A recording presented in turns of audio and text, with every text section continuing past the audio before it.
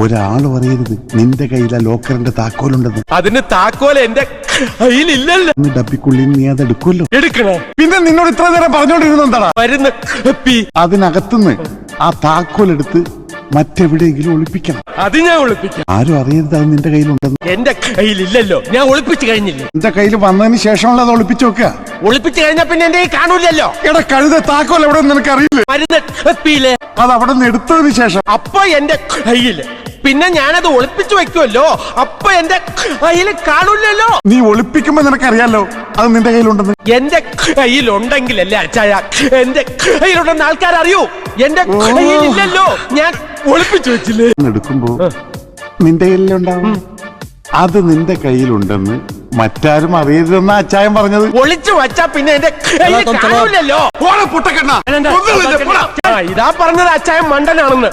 വെറുതെ അല്ല ജയിലിൽ കിടക്കണം.